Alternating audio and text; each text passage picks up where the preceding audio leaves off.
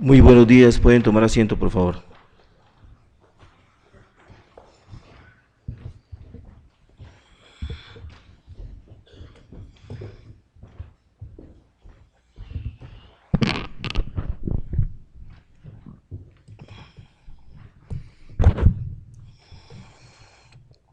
En Bogotá, Distrito Capital, y siendo las 8:27 de la mañana del día de hoy, martes 7 de marzo del año 2017, la Sala de Casación Penal de la Corte Suprema de Justicia declara instalada la continuación de la audiencia pública de juzgamiento en la causa radicada 35691, seguida en contra del doctor Luis Alfredo Ramos Botero, ex senador de la República, acusado por la Sala mediante resolución del 24 de abril de 2014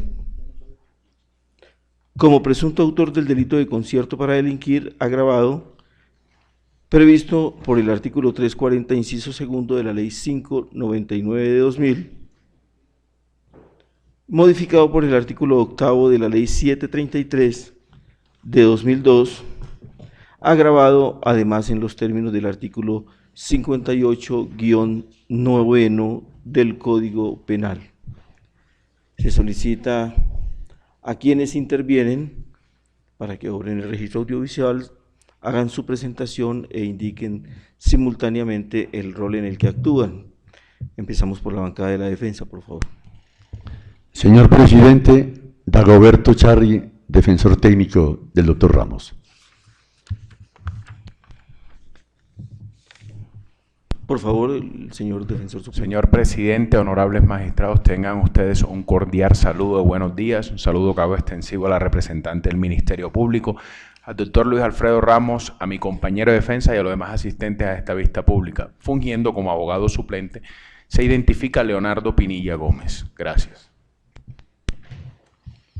Señor presidente de la audiencia, señora magistrada, señores magistrados, señora delegada de la Procuraduría, señores abogados de la defensa, Luis Alfredo Ramos Botero, procesado en esta actuación. Muchas gracias. Por favor, la señora representante de la Procuraduría. Buenos días, honorable Sala. Mi nombre es Liliana Cardona Chagui, Procuradora Primera para la Investigación y el Juzgamiento Penal. Conmigo está asesora, la doctora Viviana Enciso, asesora del despacho.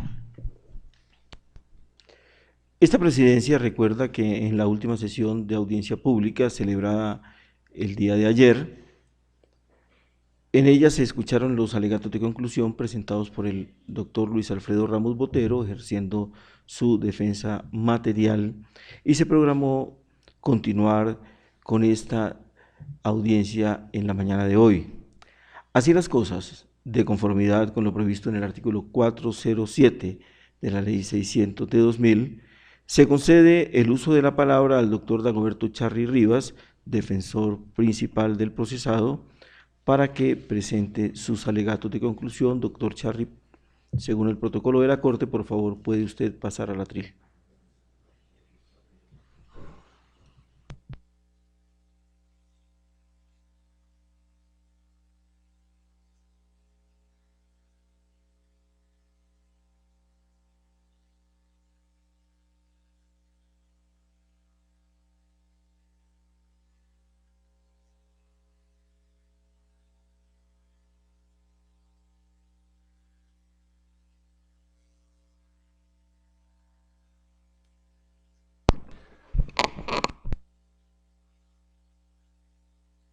Señor presidente de la audiencia, señores magistrados, permítame iniciar este conversatorio de la mañana de hoy haciéndole un homenaje especial a la Sala Penal de la Corte Suprema de Justicia. En medio de las inmensas dificultades que vive el país, el juez colombiano ha desmerecido hoy en unas encuestas que se hacen. Eso no es rigurosamente cierto. quiero destacar la función trascendente que cumple la Corte Suprema de Justicia por mandato expreso de la Constitución como intérprete de la ley y unificadora de la interpretación de los términos del instrumento que rige la función jurisdiccional colombiana. La Corte ha realizado una inmensa labor y sus decisiones han adquirido la calidad de pieza que obliga a todos los jueces de la República. Eso es muy importante. La Corte Constitucional, en una sentencia 836 del 2001, declaró que las decisiones que toma esta alta corporación reglan la conducta, la interpretación y aceptación de los contenidos normativos de la ley. Y para evitar que 5.000 o más jueces que operan en el país pudieran discurrir libremente sobre la manera como debe interpretarse el contenido de las leyes y los decretos, le dio poder para que sus decisiones referidas al artículo 4 de la Ley 169 de 1896, que había prescrito que 3 decisiones uniformes de la Sala de Casación Penal estuvieran unificados, serían doctrina probable. Sin que esto impese para que los aplicadores de la ley pudieran separarse de los contenidos, se encontraban que las razones económicas, sociales y culturales imperantes en el momento en que se produjo la eclosión del nacimiento de esa interpretación pudieran variarse para impedir el enmojecimiento del derecho. Esa norma, que por ser constitucional obliga a todos los que estemos dentro de este territorio colombiano, ha tenido muchas dificultades para su interpretación y aplicación. Como hablaba de 3 decisiones, se pensó que se necesitaba la 4ª para poder caer en el mandato expreso. Eso se ha venido reinterpretando y entonces encontramos que ya hay sentencias de esta Corte, entre otras cosas con la ponencia del doctor Barceló, que condenó por prevaricato activo a un juez promiscuo de Ayapel, justamente por no aplicar los contenidos de una sentencia de la sala laboral de esta Corte. Eso ha enriquecido terriblemente bien y para suerte de los colombianos la manera como la unificación de la jurisprudencia permite darle seguridad a las decisiones primero. Después de la seguridad, la igualdad y la previsibilidad, que es muy importante, señores magistrados. Si a mí me otorgan un poder para ir a Sipí, a 8 horas de la ciudad de Quibdó, no requiero ir hasta la población distante a averiguar cómo se administra la justicia sobre un tema específico, sino que tomo la jurisprudencia, hago mi demanda y termino y culmino diciéndole, sírvase a aplicar la sentencia de fecha tal, de número tal, y preveo la posibilidad de que se dé la sentencia en ese sentido. Eso es muy importante. Eso es trascendente en la vida nacional y entonces le hemos dado visos también de buena fe y confianza legítima a los colombianos que saben de qué manera se está interpretando la ley nacional. Por supuesto, el punto ha venido avanzando mucho. Hoy mismo tenemos jurisprudencias aquí de distinguidos magistrados que están aquí sentados con nosotros, que están siendo aplicados y de qué manera. Amén de que la sentencia T49 del 2007 de la Corte Constitucional dijo que igualmente obligaban horizontal y verticalmente todos los precedentes jurisdiccionales de la República. Por manera que se obligó y se compulsó y se le dio forma a una manera de integrar un trabajo inteligente y brillante en defensa de los hombres y de sus derechos fundamentales. Por manera que debo empezar haciendo ese reconocimiento en medio de las hondas dificultades que vive el país. Y quisiera decir una cosa adicional que puede parecer impertinente, pero debo decirla. La justicia colombiana no la mejora sino la propia justicia. Son los altos magistrados los que tienen que entender las necesidades del país e ir adecuando el cumplimiento normativo a las necesidades nacionales. Habré de referirme al punto en la parte final, cuando hablemos de algunas personas que, siendo testigos en este proceso, o testigos mejor, violentaron los principios morales que fueron razón de existir en principio de los requisitos del testimonio. Una prueba fundamental, abundante, exigente. Difícilmente encuentra un proceso, doctores, uno donde no haya testimonios y, sin embargo, la más fementida de los medios probatorios.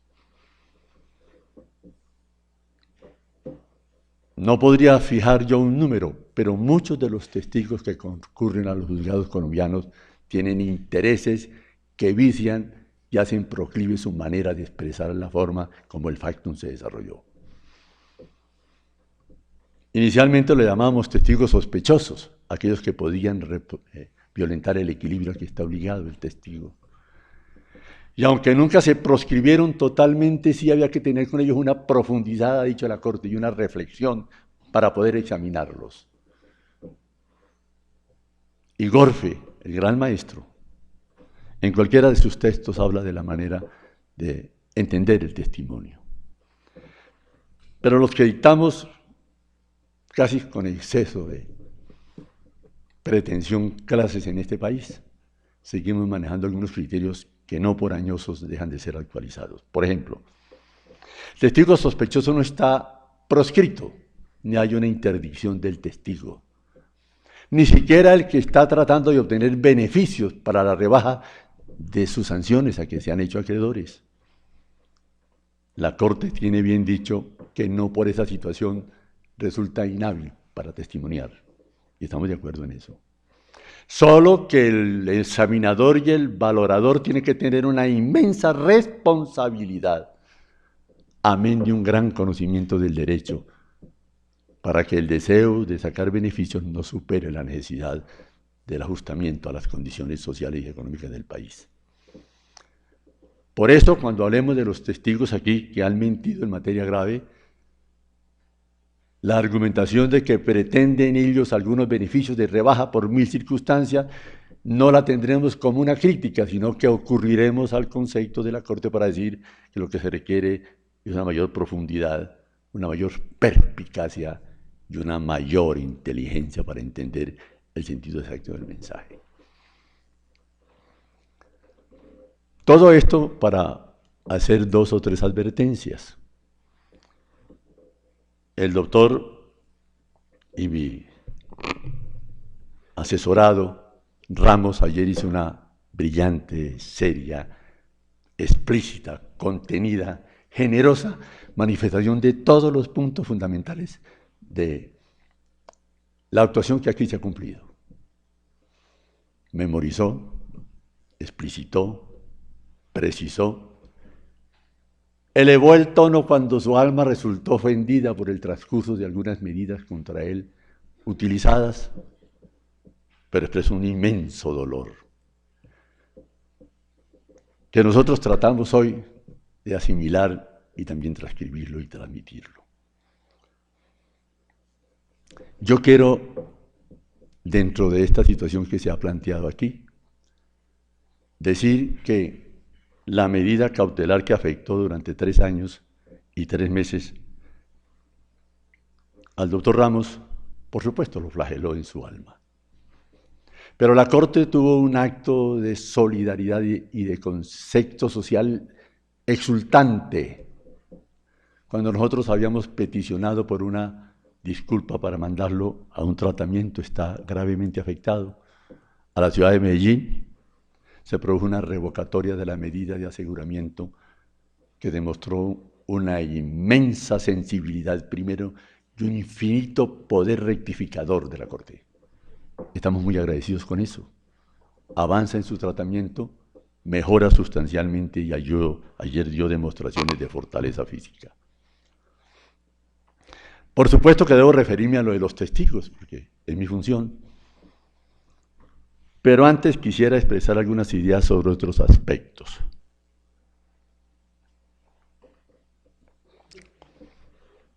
Aquí ha oficiado una cosa que es muy importante en el derecho, es el problema de la certeza.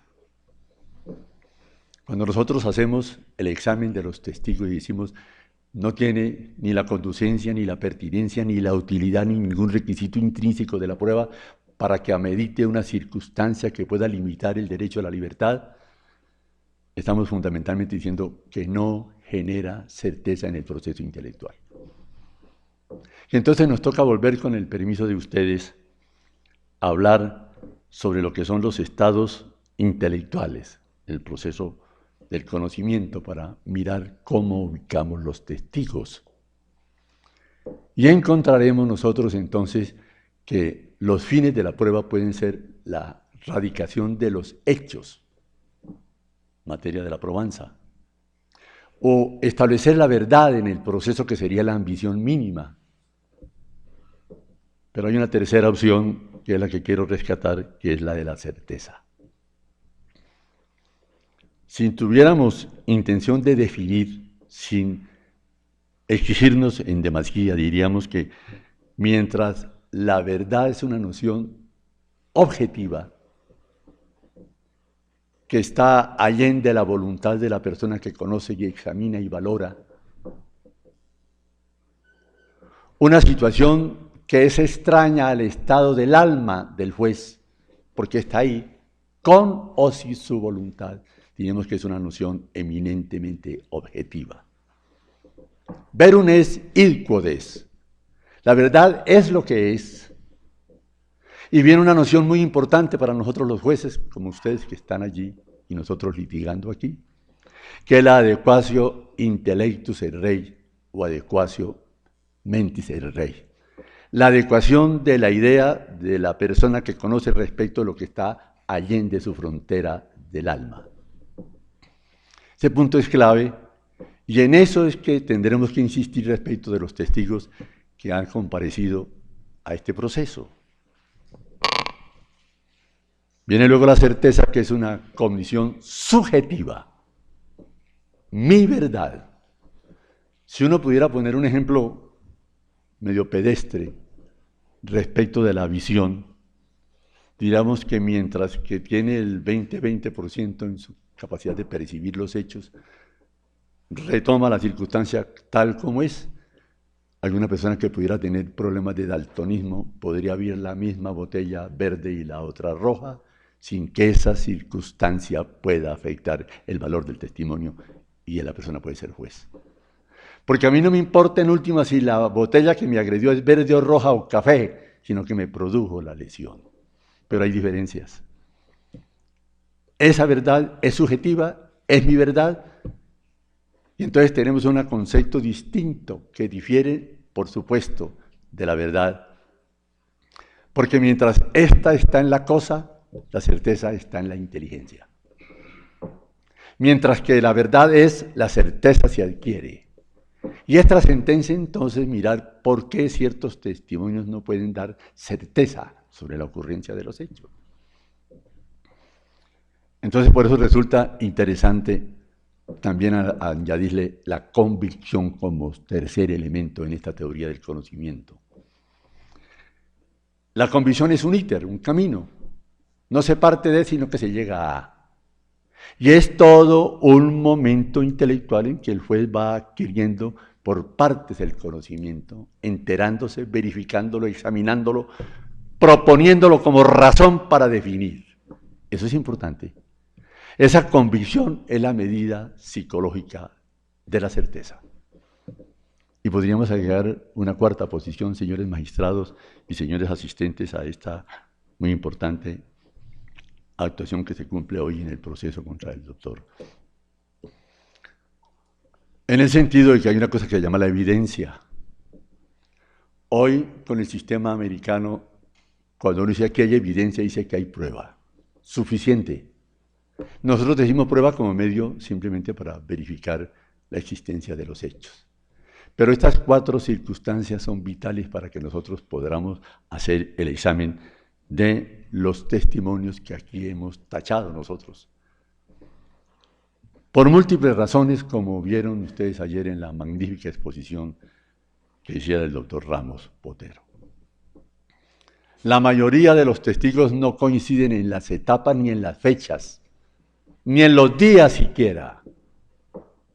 Es increíble cómo una persona ofrece videos cuando en ese tiempo no se usaba todavía el teléfono que produce los videos. Igualmente se habla de una reunión de un equipo político que formara el doctor Ramos en Antioquia, en su libérrimo deseo de adelantar procesos políticos para defender sus tesis y sus principios.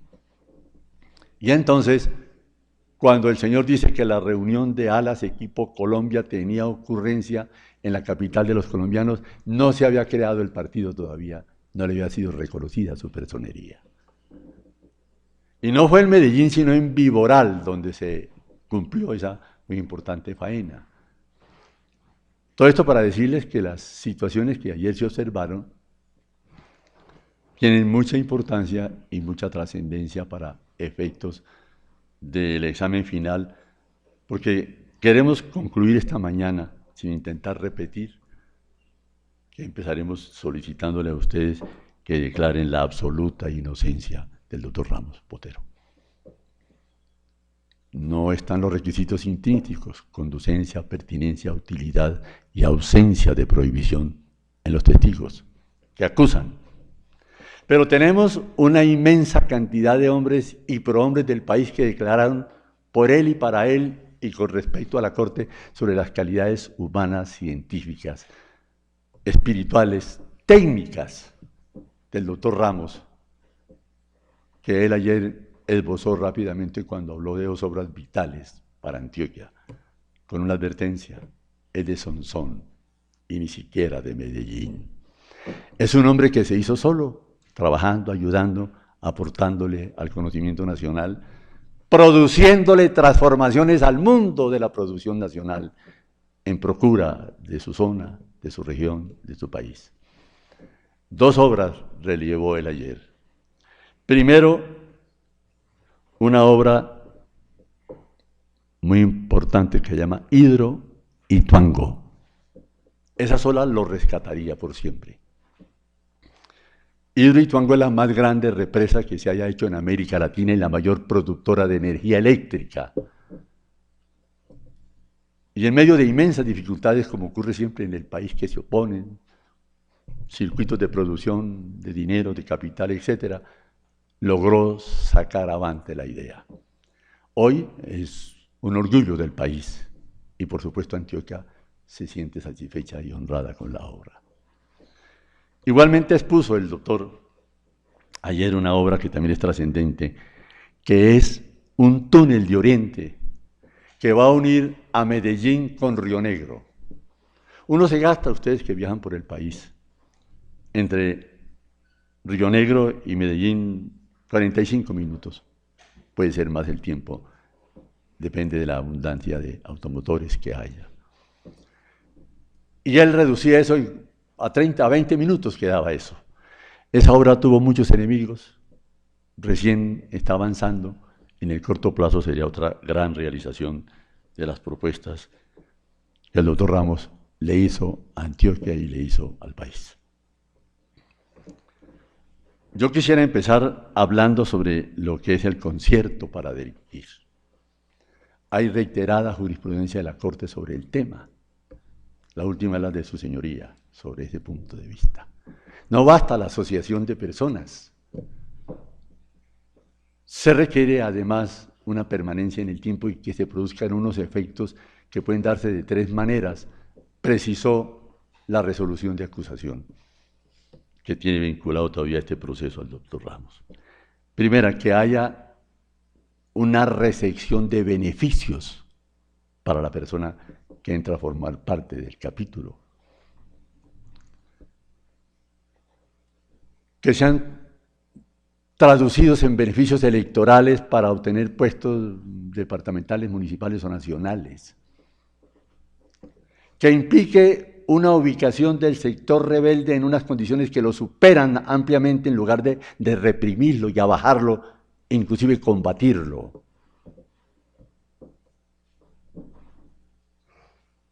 Punto 1. Punto 3 de la resolución, que haya ayudado efectivamente no se haya ayudado, sino que él haya contribuido al desarrollo de esas fuerzas para refundar al país.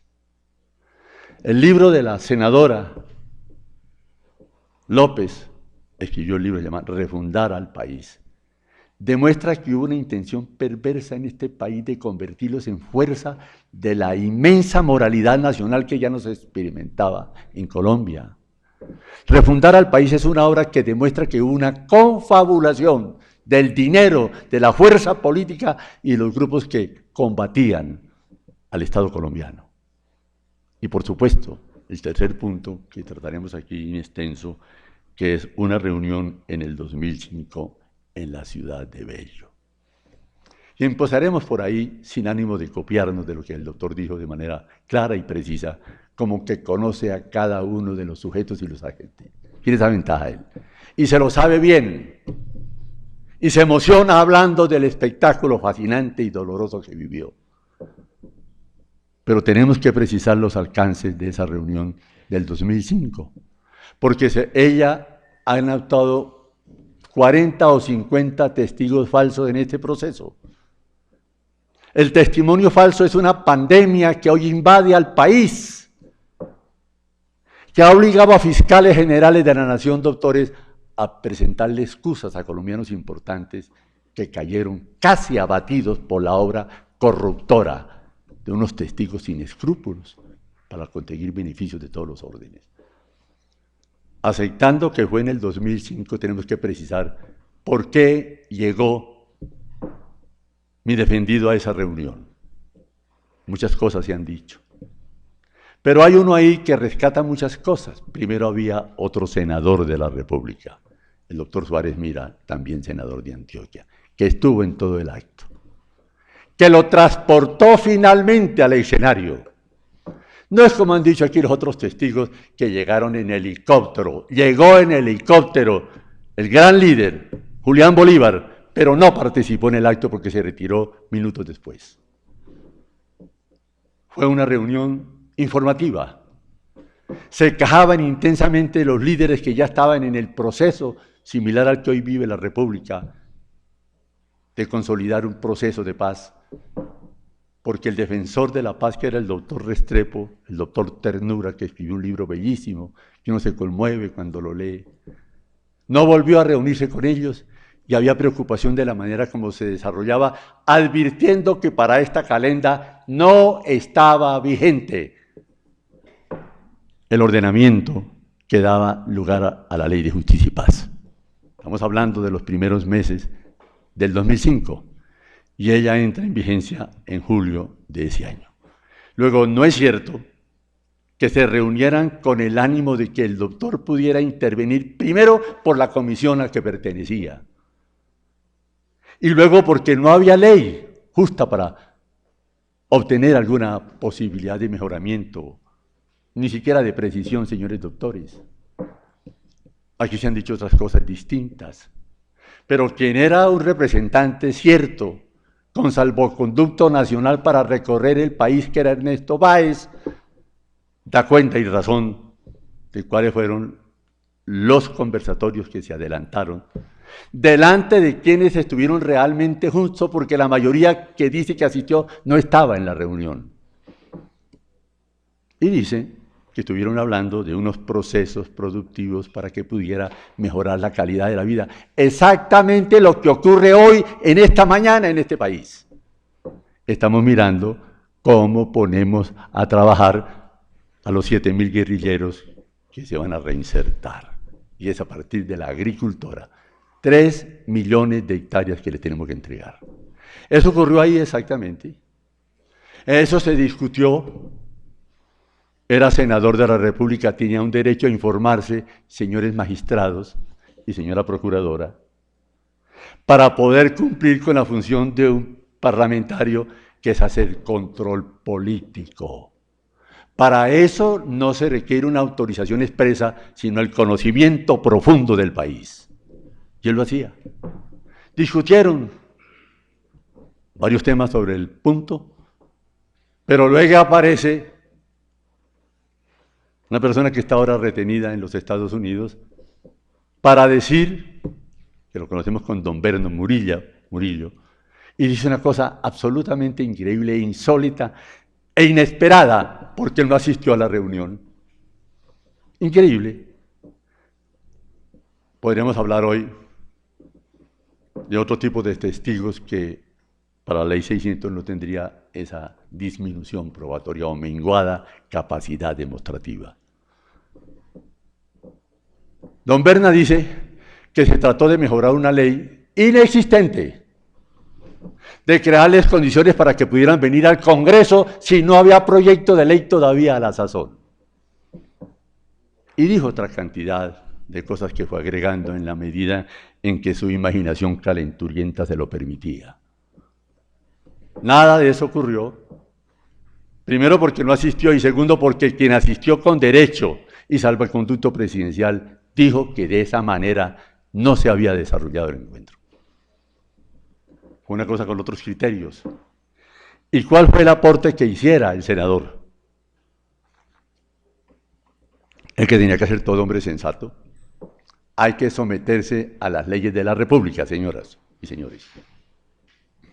2, tienen que entender que las condiciones han variado y el proceso de paz implica necesariamente que ustedes se ajusten a los requerimientos del gobierno, como hoy ocurre en este país y ha ocurrido a lo largo y ancho del planeta en la medida en que los procesos por la paz se han logrado consolidar.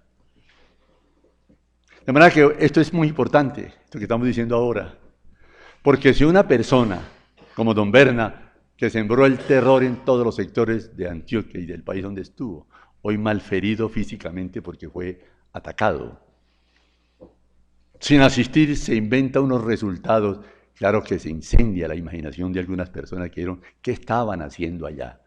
Pues no había sino 2 políticos, 2 senadores, ambos conocidos, y ambos conocidos aquí en la Corte. Los demás no asistieron, uno porque estaba muy enfermo y ya murió, y el otro porque fue y no encontró y se devolvió, de manera que no fue una reunión de políticos, sino de 2 senadores de la República, para hablar de los temas que tenían que ver con las afugias que existían en el alma de las personas que necesitaban reinsertarse. Yo quiero dejar muy claro el punto, porque ese de los 3 elementos de la resolución me parece el que más podía gravitar en contra de mi representado. Segundo, la manera como concurrió su compañero de bancada y de partido a la sazón, lo invita, lo recoge, lo lleva y luego lo regresa a su casa de habitación. Tipo 10, 11 de la noche. No es cierto que se lo llevaran en otros carros. Eso del helicóptero fue una ficción mientras llegaba un líder que era muy importante, Julián Bolívar, que era un reconocido dirigente de la SAUCE. Pero fue totalmente ajeno. Conversó, explicó, puso de presente sus puntos de vista como tenía que hacerlo. Ustedes los han visto aquí, un hombre sereno, sensato, tranquilo, razonador. Eso es él. Y así procedió. Y así queremos que lo entiendan, señores magistrados, porque se mantiene en su ley. Por fortuna la Corte lo ha visto, lo ha conocido, lo ha examinado, ha comparado su manera de comparecer a todas las sesiones. No ha evitado nunca la acción de la justicia. Muy por el contrario, presto se ha hallado para concurrir, para discutir con ustedes, para presentar sus intereses y para seguir luchando por su inmensa ambición que es el desarrollo nacional. Si logramos superar esto del encuentro del año 2005 en Bello, que aparece demostrado por lo que dice Ernesto Báez, que era la persona, la cabeza visible de la representación, por resolución del presidente de los colombianos, con salvoconducto, con eliminación de las órdenes de captura. Era un personaje, Báez, además un estupendo orador, y como si fuera poco, nos lo trajeron al Congreso Nacional. Y habló, junto con Mancuso, de manera que era una persona de mucha actualidad. Invitan a esa reunión, lo invita a su compañero, no hubo intermediarios del señor Cano y los demás que ahí se dicen. fue su senador amigo, lo encuentra, lo recoge y lo llevan, conversan, deciden cosas sobre cómo tienen que adelantarse los procesos productivos, que la inmensa dificultad que tiene un proceso de paz, señores magistrados. Toda persona que se reintegra corre el inmenso riesgo de que lo asesinen. Todos los del M-19 que se reintegraron y salieron los mataron a todos. De manera que la honda preocupación, la gran dificultad para adecuar la paz a la manera de sentir los colombianos es asegurándole la vida a unas personas que estuvieron al margen de la ley y hoy se reinsertan y quieren ayudar a la producción nacional. De eso se habló, de eso se dijo, de eso se explicitó. Y la gran respuesta es, sujétense a lo que el gobierno disponga. No hay todavía proyecto. Estamos en los primeros meses, debemos estar en enero del 2005. Está apenas en ebullición un proyecto que termina en julio 15 del 2005. De manera que es pretencioso y abusivo sostener que se habló de una reforma a la justicia nacional, de justicia y paz, cuando no había ni siquiera proyecto, no se conocía cuáles eran los contenidos que el presidente podía vaciar a través del ministro Sabas Pretel de la Vega y de su viceministro, que después sería fiscal general de la Nación y que también declararon los dos doctora en este proceso. Frente a cada calumnia y a cada injuria o a cada deseo de aprovechamiento, hay hombres muy importantes de Colombia, 50 o 60, que vinieron expresamente a dejar testimonio de admiración y de integración espiritual del paso de mi defendido por los diferentes cargos que tuvo en el país, en el sector privado, y en el sector público y en el sector diplomático. De la manera que yo me honro hoy de cumplir una inmensa misión. Yo hubiera querido empezar recordando una frase, señores magistrados, pero por respeto a ustedes la dejé para este sitio. En una circunstancia parecida a esta, en un edificio aledaño a este, uno de los más grandes penalistas que ha tenido este país hizo una frase hermosa. Dijo, vengo a defender a un grande hombre de un inmenso riesgo que le han provocado los testigos falsos. Ayer el doctor Ramos hizo referencia a un pasaje de la literatura universal, doctora procuradora. Habló de Emilio Solá. Y un libro que lo vemos todos desde que estamos en primer año de bachillerato, doctor. Nos recordó el paso nuestro por las aulas. Yo acuso, es el título, para que un capitán Dreyfus, que era asaltado en su buena fe y calumniado como espía al servicio de los nazis del Tercer Reich alemán, fuera encarcelado, fuera traído aquí a América Latina, enseguida a Venezuela, a la Guyana francesa, a que pagara una pena de un crimen que nunca cometió. Y si recordamos a Sacco y Vanzetti en la historia del derecho laboral, también encontramos que hubo un juez que llegó a decir, no importa si hay testigos válidos o no, porque este es un enemigo de la democracia, con cualquier prueba lo condenaremos, y los condenaron a Sacco y Vanzetti. Por manera que eso, que la historia de los testigos falsos, que aquí uno todos los días los encuentra, parlamentarios, el presidente del Senado, el doctor Velasco, yo lo vi en una cárcel. Porque una dama muy importante, que también estaba de senadora, dijo que los paramilitares le habían pagado un viaje a España. Y se lo pagaron, pero por intermedio de ella. Y se lo pagaron porque le ofrecieron para que fuera a España a defender unas instituciones nacionales y le daban los pasajes y viajó con los pasajes que pagaron los paramilitares por cuenta de la representante a la Cámara, Rocío Arias, que después lo denunció y estuvo prisionero y la democracia lo reivindicó porque lo religió y lo hizo presidente del Congreso Nacional. En eso no se puede equivocar la justicia colombiana. Hay que examinar, yo recuerdo mucho esa exigencia de la moralidad. Utilizaba el profesor una frase que es bella. Quienes vivían en ambientes lunfardos, decía él, casi como si fuera recordando a Buenos Aires, porteños. de tango, foz y milonga, no podrían ser recepcionados. Eso cambió.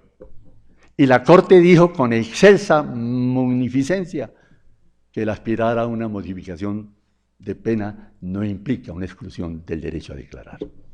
Y hay ocasiones en que no hay sino un testigo de eso, verbigracia, una meretriz o pispireta o casquivana que está en un lugar de dancing y delante de ella asesina a una persona, tiene que comparecer a verificar la ocurrencia del insuceso. Por supuesto, el valorador de la prueba hará la necesaria verificación.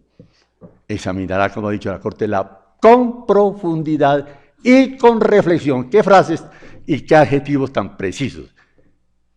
Con profundidad y con reflexión para saber si esa persona está diciendo o no la verdad, porque hay una propensión connatural a recibir un dinero en caso de que la situación así se le ofrezca.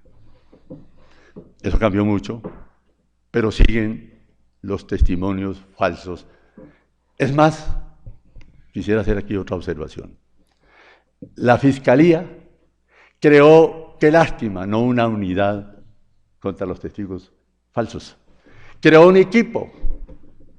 Tenemos más de 3.000 personas vinculadas. La autora Ladino la dirige.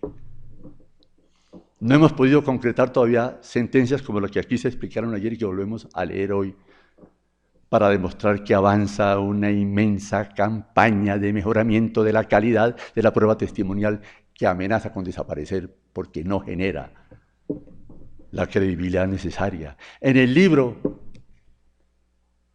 de Francisco Gorfe se dice que hoy por lo menos el 50% de los testigos que comparecen a las audiencias públicas tienen proclividad a defender a quien los postula. A la parte contraria, la postulan los demás. Eso lo advierte uno aquí cuando hace un contrainterrogatorio, cuando hace un contraexamen, a la manera como lo plantean Beiteman y Duche en el librito ese de la litigación penal, que sigue siendo un pequeño libro que yo recomiendo a mis alumnos, sencillo, transparente, captable, verificable, utilizable.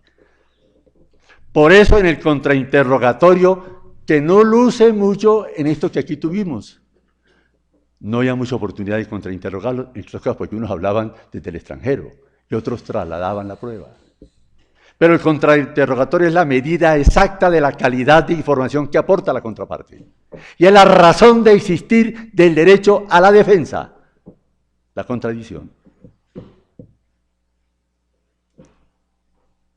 Para verificar entonces que crecen estos testigos falsos, que son capaces de reiterarse en las afirmaciones.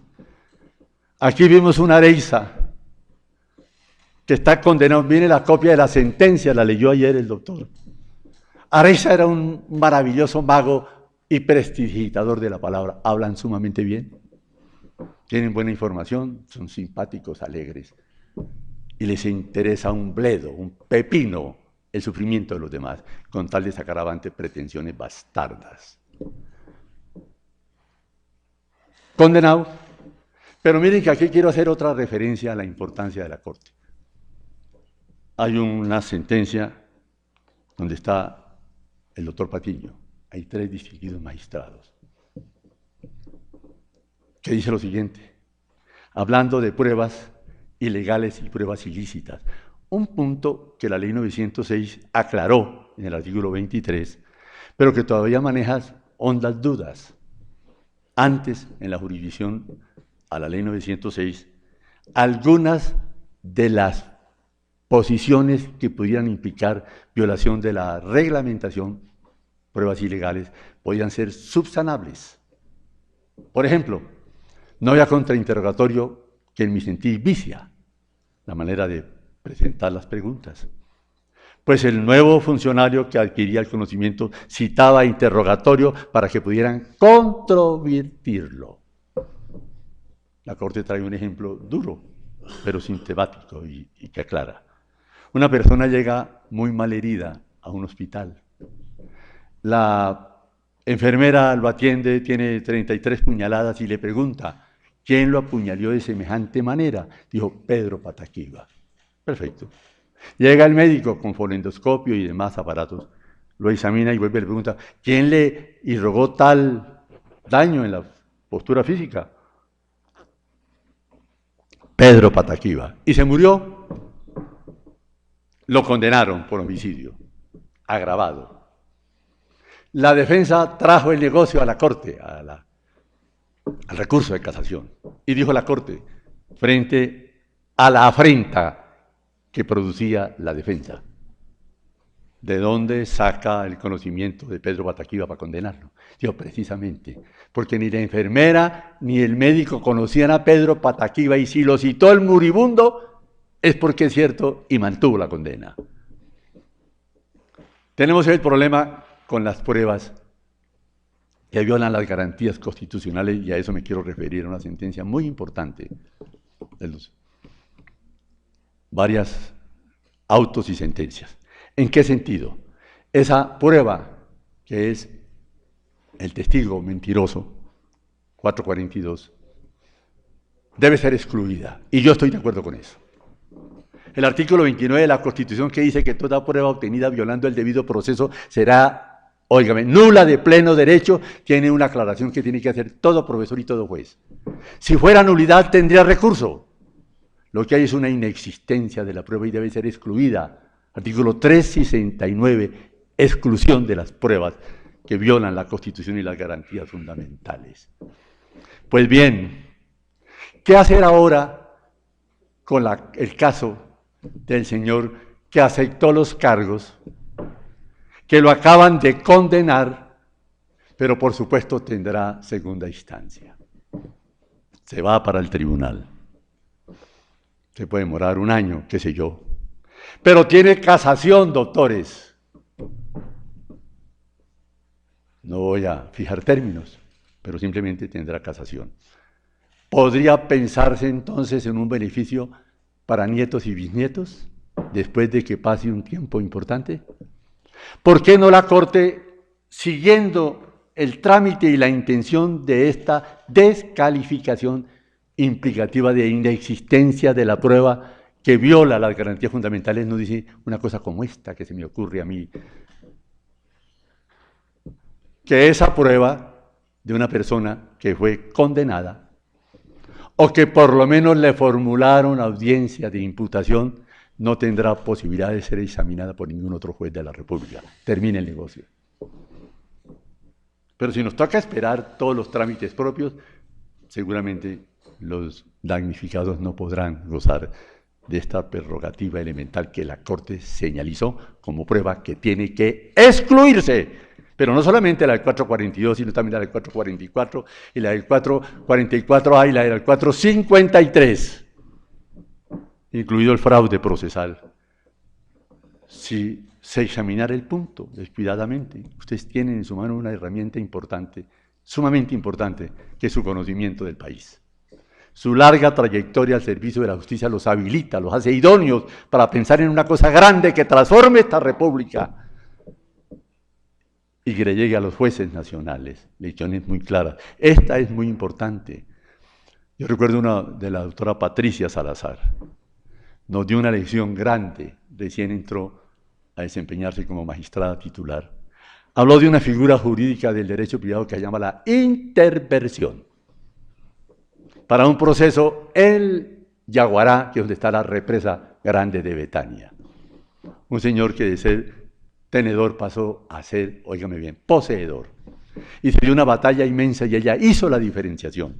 Y eso sirvió tremendamente en el manejo de la tierra en esa zona que tiene tantas dificultades, en virtud de que ha llegado mucha gente de todas partes del país a asentarse ahí. Es que la Corte le va trazando el perfil jurídico y democrático al país. Es que nosotros vivimos pendientes. Y viene una pregunta grande para ustedes y para todos los circunstantes aquí. ¿Qué es más importante? ¿Enseñar la norma o la norma corregida, aumentada y realizada por la decisión jurisprudencial de la Corte Suprema de Justicia? A mí no me cabe ninguna duda que el profesor que no enseña jurisprudencia le está hurtando el tiempo y la inteligencia a sus alumnos. La norma sola no es nada. Es el producto de una organización política que tiene el país, que bien o mal sabida van saliendo las leyes como caen los días de la semana. Pero si nosotros le hacemos un seguimiento sobre esto, se ha dicho lo siguiente y vamos precisando cosas, la situación sería tremendamente distinta. A eso hay que ayudarlos y en eso ustedes tienen que jugar un papel trascendente y nosotros reconocemos lo que han hecho. Y en este proceso, hoy que estamos a esta altura, debemos decirles con inmensa sinceridad que el único sentimiento respecto de ustedes es nuestra hermosa y grande gratitud. Porque nos permitieron examinar las pruebas. Lo que ayer hizo aquí el doctor es una obra maestra. 3 horas contando en forma detallada, tranquila, calmada, haciéndole un seguimiento al tiempo y a las escalas de las funciones para dejar claro hasta dónde se había bajado el manejo de los testimonios. Que malfirieron a profesores. Todavía estoy pensando el caso del vicealmirante Arango Bachi. Arango Bachi tiene perdida la primera instancia en un proceso de resarcimiento patrimonial. En un proceso insólito,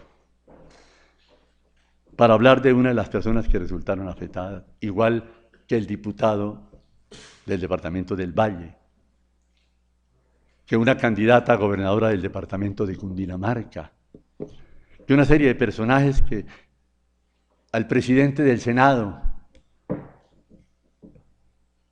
que también sufrió un ataque de testigos falsos, que no es una situación fácil de controlar, señoras y señores. Muy pocas condenas hasta ahora, inmensos procesos de reparación por algunas situaciones vividas, pero la tranquilidad de nosotros los que enseñamos derecho en el país y que hoy generosamente ustedes me escuchan, de poder ir enmendando en la medida en que vayamos participando en estos debates que son de la inteligencia, de la razón y del porvenir. De manera que yo quiero decirles que seré muy corto en esto porque no quiero repetirme. Pero sí hay razones suficientes para que ayer nos explayáramos en eso. Lo seguimos con mucha atención. Y queremos decirle una cosa a la Corte. Nos sentimos muy bien representados por ustedes. Estamos tranquilos. En nuestra alma no gravita ningún sentimiento contrario a que ustedes han cumplido con su deber y nosotros con el nuestro. Yo le he garantizado al doctor Ramos Botero hoy que esta petición que hiciera primero la Procuraduría, que hoy recogemos nosotros con mucho anhelo y que ayer él reiteró enfáticamente y elevó el tono, no se pudo espelucar porque no le daba tanto el estado del alma. Pero dijo una cosa: pido que me declaren inocente. A eso venimos nosotros hoy, a decirles que hemos hecho un examen serio de los elementos de convicción. Los elementos intrínsecos y extrínsecos de la prueba que pudieran impugnarles su estado de inocencia han sido muertos en esta batalla de la razón y el derecho. Ninguno ha sobrevivido, ninguno de los que lo calumniaron, para fortuna de él y de este país. Fueron cayendo uno por uno. Otros huyeron y están fuera de la nación. El otro lo convocamos a unas extraordinarias, a una prueba sobreviviente y no quiso comparecer. Prefiere estar en los Estados Unidos preso. De manera pues que la situación para nosotros ha mejorado muchísimo. Vemos en el corto plazo una absolución para el doctor Ramos y su regreso a sus procesos personales y políticos, si es que lo desea, para seguir laborando por el país. Déjenme hacerle otras 2 observaciones aquí para estar hablando de estos temas. Había otra exigencia fuera de la moralidad. La moralidad del testigo tiene una ventaja, doctores, da sentido de credibilidad.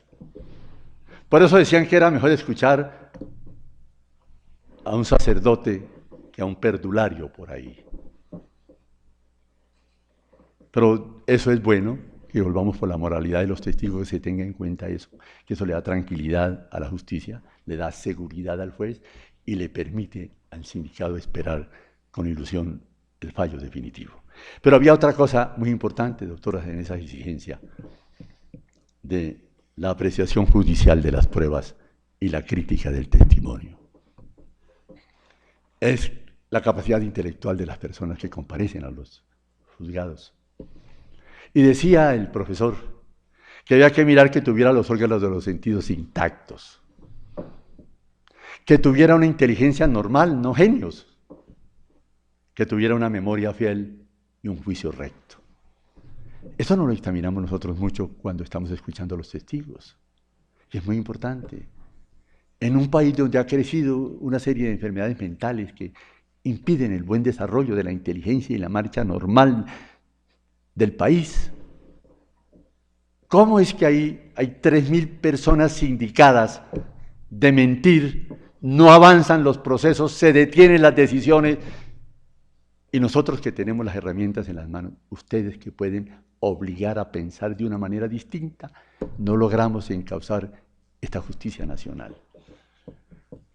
Yo ejerzo la profesión de abogado hace muchos años, y va uno viendo en el transcurso, a muchos de ustedes me los encuentro en los aeropuertos y en los hoteles internacionales, porque también son profesores como yo, y me da una inmensa alegría que ellos vayan a manejar los alumnos, porque les van a encuadrar su inteligencia de una manera distinta.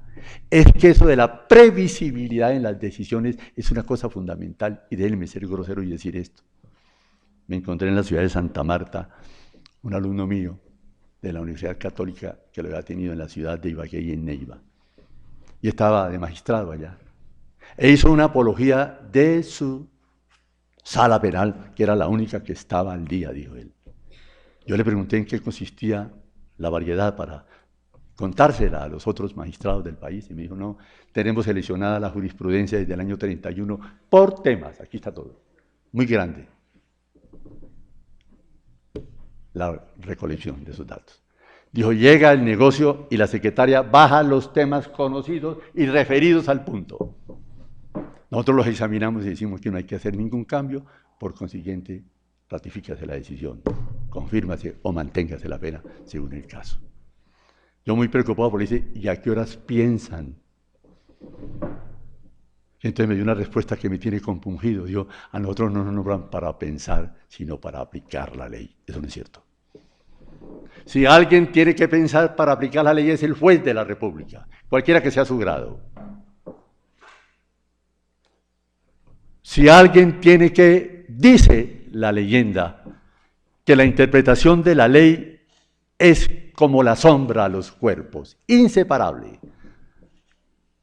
El juez tiene que examinar si esa ley que tiene 10 o 20 años todavía tiene vigencia, por la razón que permitió su nacimiento desde el Congreso Nacional se mantiene o no, para hacerle las modificaciones, los ajustes, porque si alguien sabe dónde le duele la piedra en el zapato a la ley, es al juez que la aplica.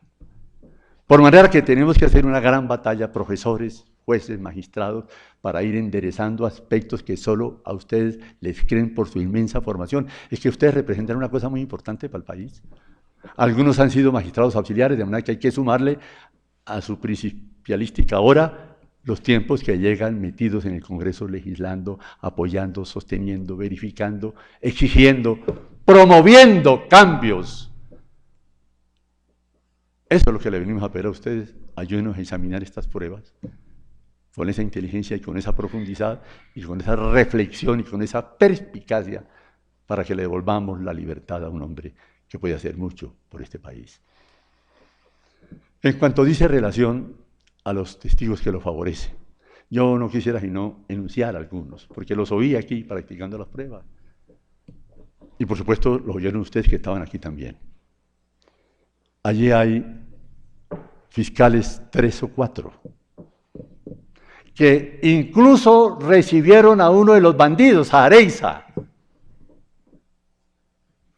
Y dice Iguarán, que era un pequeño pillo que venía a conseguir pequeñas fortunas, plata no muy abundante y seguramente algún reloj o un teléfono. Y quien era después su sucesor también dijo lo mismo, no lo quiso recibir. Es decir, frente a una persona como esa que no merece credibilidad ni respetabilidad a pesar de ser una persona, queda muy fácil hacer una valoración por falta del elemento moral que identifique la imparcialidad de la persona que tiene que concurrir a defender cosas importantes aquí. Hay hombres trascendentes allí, ministros de Estado, algunos trabajaron con el doctor Ramos, y a uno le gusta oírlo, como van contando, al punto de que no quisiera repetirlos para no aparecer como salamero, repitiendo los adjetivos que utilizaron para reconocerle su bondad, su generosidad, su alegría de vivir, su condescendencia, su serenidad y su patriotismo. Eso es muy importante, que lleguen. Yo creo que este es de los procesos que más testigos tiene. Debe tener 80 o 100 testigos. Hay de todas las layas, de todas las especies y con todas las intenciones. Pero los buenos, los que son reconocidos en el país, los que le han servido a la justicia, los que presentaron los proyectos de justicia y paz, como era el ministro y el viceministro, que luego el doctor Sabas Pretel pues ha tenido complicaciones y dificultades, pero Iguarán, que era su vice, luego fue el que manejó toda la justicia nacional. Todos ellos se hallan contestes en decir, no había motivos para dudar del doctor Ramos y no podríamos considerar testimoniantes como Areiza, que está condenado, y que asistieron porque pidió entrevista para traer una información de mucha gravedad que exigía que lo recibieran con urgencia. Era para pedir un modesto teléfono y alguna platica.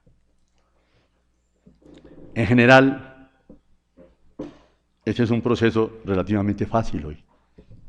Se avanzó, la prueba fue abundante, hubo pruebas sobrevinientes, pudimos traer unos testigos en última instancia, muchos de ellos no vinieron, otros vinieron y dijeron cosas muy trascendentes, y algunos tuvieron muchísimas equivocaciones, sobre todo en los espacios y en los tiempos y en los lugares y en las condiciones en que se dieron la cognición que muchas veces no las tuvieron.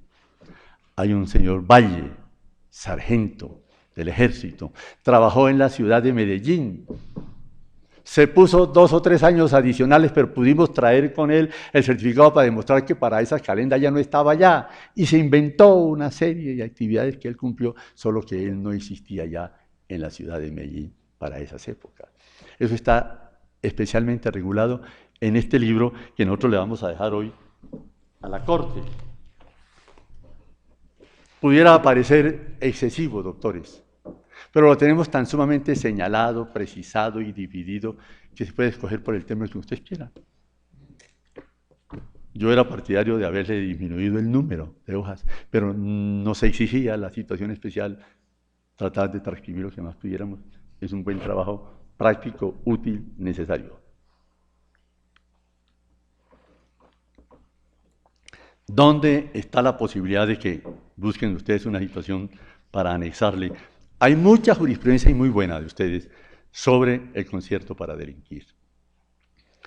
¿En qué sentido? En que no basta que se asocien, en que no necesitan ni siquiera producir hechos, es la voluntad de tratar de sobreestimar unos grupos humanos que están combatiendo al Estado y seguramente de beneficiarse. Nada de eso ocurrió, no hay prueba en el proceso y no puede existirlas por razones obvias.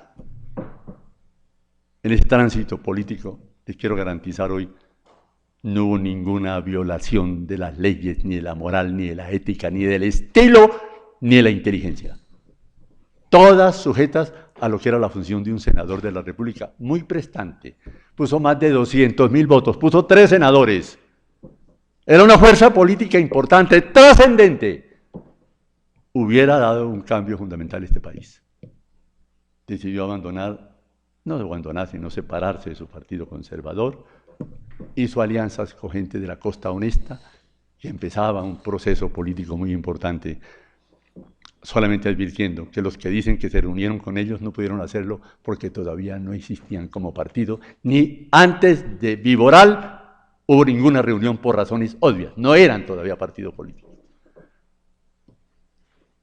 No hubo ningún beneficio. Hay uno que se inventó una tesis, está preso en los Estados Unidos, el Tuzo Sierra. El Tuzo Sierra es un personaje famoso que quiso involucrarse, como está ocurriendo ahora, con los movimientos de la SAUCE para gozar del derecho a reinsertarse sin pagar la pena, que no podía pasar de 8 años, entre 5 y 8 años. Se metió, logró entrar hasta que las fuerzas regulares lo distinguieron y lo sacaron, lo expulsaron. Se inventó una cosa insólita. Esta sí que es rara, es que los testigos tienen que estar malos de la cabeza muchos. Dijo lo siguiente: había un señor que había sido amigo del doctor y tenía un centro comercial a pie de Oviedo, que es un Medellín, una ciudad, grupo comercial muy importante. Y que un día llegó ahí y estaba el doctor allí, con el dueño de la oficina. Y que él decidió aportarle 10 millones de pesos para la campaña al Senado. No estaba en campaña para el Senado el doctor. Pero dijo eso en el año 99. Yo antes del 99 o después del 99, no estoy tan seguro, pero mejor pongámoslo antes del 99, fue ideando la manera de moldear a los deseos que él tenía de perjudicar las fechas. ¿Que le entregó los 10 millones al beneficiario? No, al compañero de oficina que estaba ahí. Dice el comentario que hace la Corte que eso no tiene nada de raro. No, raro no es que uno le vaya a entregar una plata a un señor y se la dé a otro. Pero además que el otro le agradeció, dice el de mano.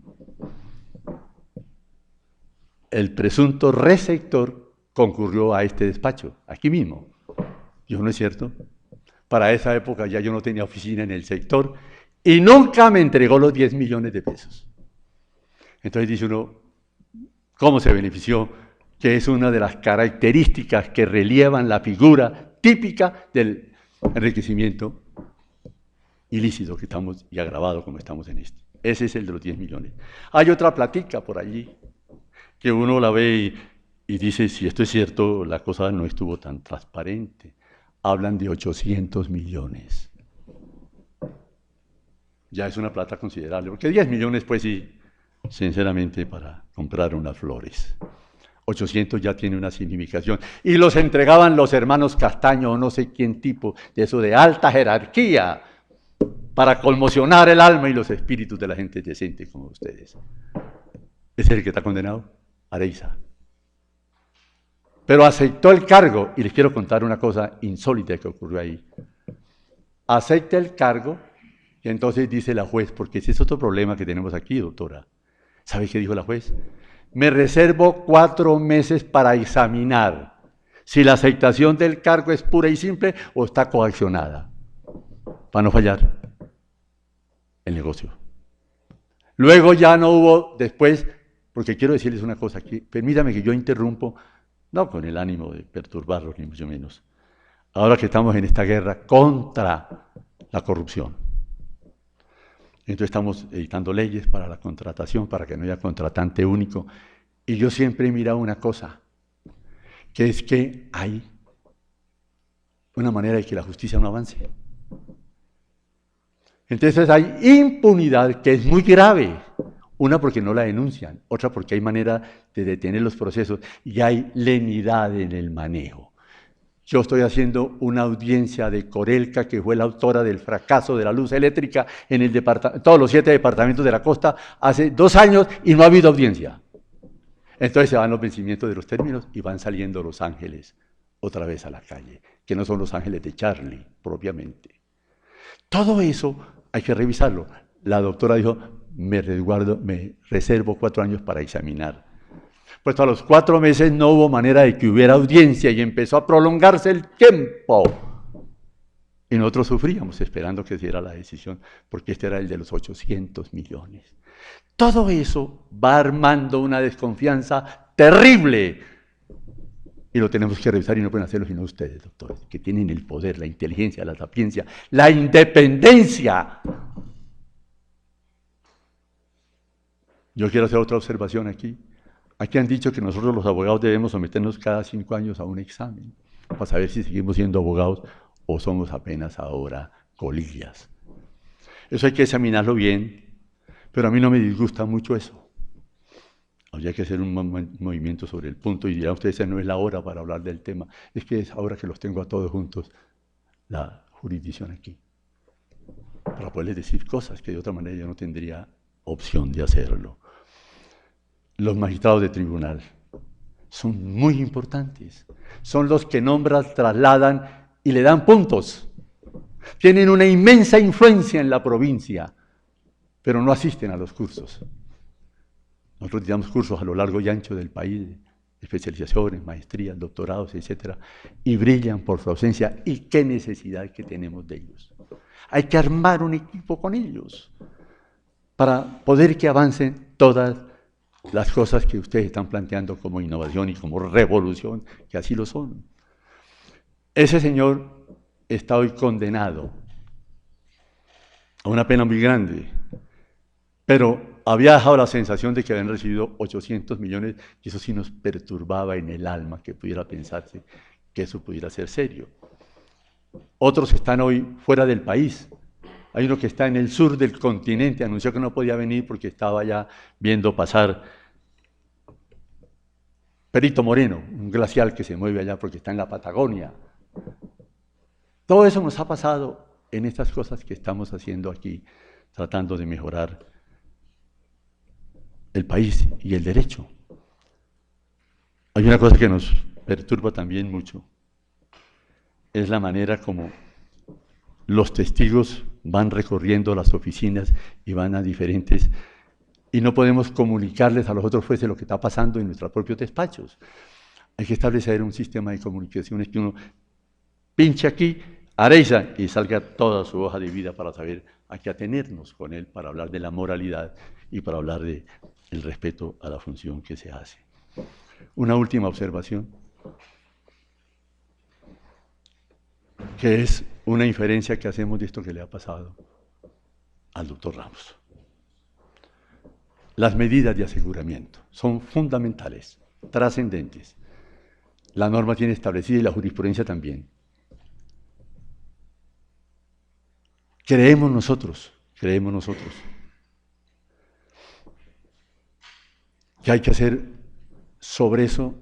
Hoy están en los 306, 7, 8, 9 y 10 de la ley 906. La ley 600 es de otra manera. Pero como es una medida excepcional, no puede prolongarse en el tiempo, es mi criterio. Pero es necesaria en veces. Las tres razones que dieron para eso: primero, el arraigo es vital. Que el señor no eluda su responsabilidad y que no se nos vaya a ir del país. Dos, que no le queden vestigios de poder que pueda interrumpir la práctica y la decantación de las pruebas que tienen que llegar al proceso, que es tan grave como huir. Y la tercera, que es gravísima, que sea un peligro para la sociedad o para la víctima. Pero tiene que examinarse con profundidad, como ha dicho la Corte, con perspicacia, con inteligencia las causales, porque tiene que demostrarse de manera incuestionable que es absolutamente indispensable la medida cautelar. Todo eso lo estoy diciendo en defensa de mi cliente y de nuestra aspiración a que lo favorezca, por supuesto, la medida que lo declara absolutamente inocente. Pero pensando en las situaciones que vivimos en el país y que nosotros recorremos a Colombia ejerciendo la profesión de abogados, pensamos nosotros que en los recursos hay una interinidad en el país. Dijo la Corte Constitucional que todas las sanciones de segunda instancia que condenaran tenía recurso. Pues no se pudo dar porque no fueron capaces en el Congreso de reglamentar la posibilidad. Entonces no hay dónde cumplirlo aquí en la Corte. Eso lo dijo muy bien la Corte. ¿Dónde está el superior jerárquico que puede conocer en segunda instancia del recurso que nosotros tengamos que conceder? Eso es para pedirle al Congreso Nacional que tome razón de sus funciones, que cumpla con su deber, que no deje las normas que se le defieren para procedimientos sin que se cumplan, porque entonces no puede realizarse una noble y vieja aspiración de la segunda instancia. Hay muchas cosas que han fracasado en el Congreso Nacional porque el Congreso vive ocupado en otras actividades. Ahora mismo veía al presidente del Consejo de Estado diciendo una cosa y al vicepresidente, que con ese procedimiento extra no pueden darle un golpe de Estado a la Constitución. Ustedes se han expresado, la presidenta de las Cortes la doctora Cabello Blanco ha hecho manifestaciones. Tienen que estar presentes, colaborándonos a ustedes, todos los escuchan, los atienden, los oyen, los respetan, los admiran. Aprovechen eso para ayudarle al país que está en una tremenda dificultad para superar esto del proceso de la paz. Y una última razón, señores. ¿Cómo es posible que haya una universidad que tenga 2 facultades de Derecho en La Picota? ¿Cómo es posible que gradúen por montones? Grabaron 42 militantes en el Polo Democrático a 70 millones de pesos. Allá. Y graduaron 12 paramilitares. Y con birrete y todo, doctores, botaron los birretes al aire, como si fueran grandes pronosticadores de la paz y la esperanza en este país. ¿Lo hubieran visto? 12. El que menos ha matado a 1.700 personas. Se pregunta uno, ¿qué hace el ministerio? ¿Qué hace el IFED, por Dios? ¿Qué hace las que conceden las garantías de alta posibilidad de mantener las universidades? Y una anotación que hiere a mi departamento. Yo soy huilense. Y hay un pueblo muy humilde allá que se llama Altamira, doctor, Altamira. Es la fábrica mundial de los bizcochos de Achira. Bella. Pero es una meseta donde sopla el viento todo el día. La gente se muere de cansancio. No hay juez promiscuo municipal y tiene facultad de Derecho con 472 alumnos de la Universidad de la Amazonía. Entonces nos dice, todo esto que predicamos nosotros, que hacemos, que tratamos de ayudar creando situaciones, da uno 42 tipos. Yo era secretario de Educación y él era maestro de primaria, ahora es plenipotenciario y doctor en Derecho de la Universidad de La Picota Risor. ¿Quiénes son los profesores allá? Los que están condenados. Y le dicen al alumno, bueno, aquí el peculado es sustracción de dinero del Estado, pero se puede hacer de esta manera y de esta manera para que no quede huella en el pasado. También tienen que meterle la mano ustedes a eso, doctores. Ese es un punto muy grave, muy delicado. La Universidad de la Amazonía no puede seguir patrocinando la Facultad de Derecho de Altamira, Huila, que es mi tierra y mi patria. Porque todo esto forma parte de un conglomerado, doctores. Somos un conjunto, nosotros somos una expresión de la inteligencia y la independencia y la sabiduría. Ustedes reconocemos en ustedes el estudio para el derecho. Toda la vida en esta actividad llevan. De manera que yo quisiera terminar esta disgregada exposición reiterándole mi seguridad absoluta en que si hay un hombre que merezca que lo declaren absolutamente inocente, es mi defendido hoy, que su familia toda espera, ansiosa, que se produzca la decisión en el término que ustedes consideren pertinente, pero que de aquí salga, desde luego, una consolidación de un viejo principio sobre un artículo quinto del Decálogo de los Abogados. Este me gusta mucho. Dice lo siguiente, el profesor Eduardo Juan Couture, del Uruguay. Defiende el derecho. Perfecto. Pero cuando él se enfrente con la justicia, no dude en adherir a la justicia, porque he podido ser justo a pesar del derecho. Les deseo la mejor de las suertes y el mejor de los días. Muchísimas gracias. Concluida la intervención del señor defensor técnico del procesado, se da por finalizada la presente audiencia pública y se entera a los sujetos procesales que la sentencia se producirá dentro del término que corresponda. Deseamos a todos un feliz resto de día. Se levanta la sesión.